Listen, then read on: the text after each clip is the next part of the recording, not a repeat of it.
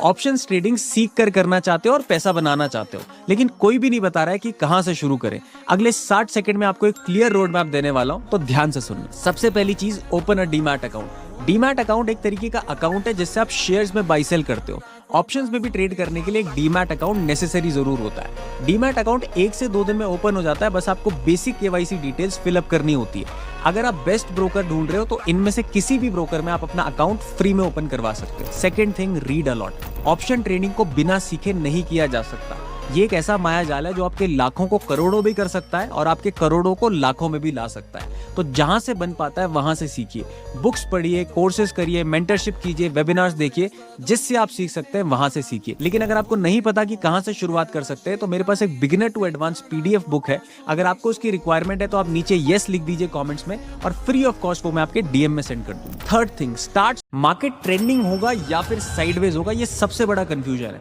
लेकिन कैसा हो अगर आपको पहले से पता चल जाए कि कल का मार्केट ट्रेंडिंग होने वाला है या फिर थका हुआ साइडवेज होने वाला है। अगले 60 सेकंड में आपको एक ऐसा मैजिकल इंडिकेटर बताने वाला हूं जिससे ये सारी चीजें आप पहले से पता लगा सकते हो। सबसे पहले ट्रेडिंग व्यू पर चले जाना और 15 मिनट का टाइम फ्रेम लगा लेना। फिर आप इंडिकेटर सेक्शन में जाना और ये सर्च करना।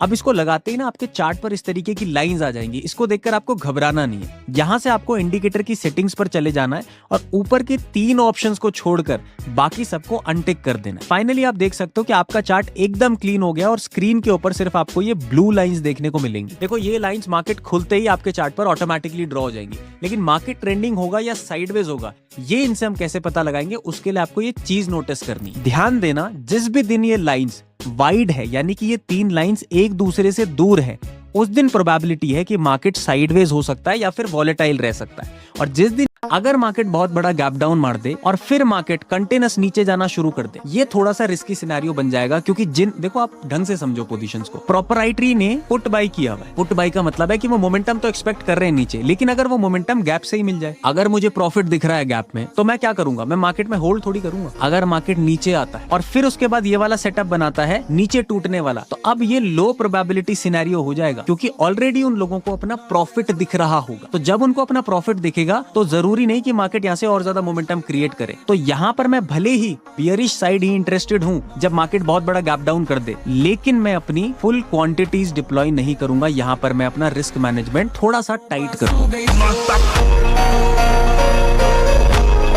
मार्केट में आपने ये जरूर सीख लिया है कि जैसे ही ब्रेकआउट आता है वहां पर बाय करना होता है, लेकिन एक प्रॉब्लम होने लगी है। जब भी आप ब्रेकआउट पे बाय करते हो ना, मार्केट वहां से रिवर्स हो जाता है और आपका स्टॉप लॉस हिट कर देता है। मार्केट को कैसे पता चलता है कि आपने बाई कर लिया और अब आपका स्टॉप लॉस हिट करना? देखो, सबसे पहले तो ये समझो कि मार्केट आपको देख नहीं रहा है। मार्केट आपको ब्रेकआउट में इसलिए फंसा लेता है क्योंकि आप ब्रेकआउट्स में ये 2 चीजें नोटिस ही नहीं करते हो। फर्स्ट थिंग, क्या ब्रेकआउट एक इंपल्सिव तरीके से हुआ है या फिर कंसोलिडेशन के बाद हुआ है? देखो, ध्यान से देखो, अगर मार्केट बहुत नीचे से ट्रैवल करके आ रहा है और ब्रेकआउट भी दे देता है तो ये मूव इंपल्सिव मूव में आता है। डेफिनेटली यहाँ पर मार्केट का ब्रेकआउट फेल हो सकता है। उसका सबसे बड़ा रीजन ये है क्योंकि नीचे वाले बायर्स ने कहीं पर एग्जिट ही नहीं किया है, और जब ब्रेकआउट आएगा उन्हें बड़ा प्रॉफिट दिखेगा तो वो एग्जिट करेंगे और उनका एग्जिट बन जाएगी आपकी एंट्री। जहां पर आप एंट्री लोगे, दूसरा एग्जिट करेगा, जिसकी वजह से ब्रेकआउट फेल हो जाएगा। सेकंड थिंग, ब्रेकआउट के टाइम पे वॉल्यूम्स को नोटिस करो। यानी कि ये नोटिस करो कि जब ब्रेकआउट आया है, क्या वॉल्यूम में भी पार्टिसिपेशन दिख रहा है? अगर वॉल्यूम में भी स्पाइक आता है तो आपने बहुत कोशिश कर ली है ट्रेडिंग में अपना लॉस रिकवर करने की, लेकिन जितनी ज्यादा कोशिश आप करते हो उतना ज्यादा आप फेलियर के नजदीक आ रहे हो। चलो, मैं आपको 3 ऐसी चीजें बताता हूँ, एक बार आप इन्हें भी ट्राई करके देख लो, क्या पता इनमें से कोई चीज आपके काम आ जाए। फर्स्ट थिंग, देखो, मोस्टली लोगों को लॉस ना ऑप्शंस ट्रेडिंग में होता है। तो पहली चीज आपको ये करनी है कि आपको ऑप्शंस ट्रेडिंग कंप्लीटली बंद कर देनी है। इंस्टेड आप फ्यूचर्स में ट्रेडिंग कर सकते हो, वो आपके लिए ज्यादा बेनिफिशियल होगा। सेकंड थिंग, ट्रेडिंग को आपको ना बेसिक से सीखना होगा। और अगर आपको लगता है ना कि ट्रेडिंग आपको आती है, तो अभी आपको ट्रेडिंग नहीं आती है, क्योंकि अगर आपको ट्रेडिंग आती तो आप अपनी कैपिटल को नहीं उड़ाते। तो मेरी बात मानो, प्राइस एक्शन को 0 से सीखना शुरू करो, बायस कैसे बनाते हैं इसके बारे में पढ़ो, और डेटा कैसे काम करता है इसके बारे में भी खुद से रिसर्च करना स्टार्ट करो। तीसरी सबसे इंपॉर्टेंट चीज दोस्तों, अपनी साइकोलॉजी के ऊपर काम करना शुरू करो। यानी कि अब जो हो गया वो हो गया, अब आपको इंपल्सिव ट्रेडिंग करनी ही नहीं है। अपने सेटअप को फॉलो करो, जिससे आपकी धीरे धीरे करके ओवर ट्रेडिंग कम होगी। और जब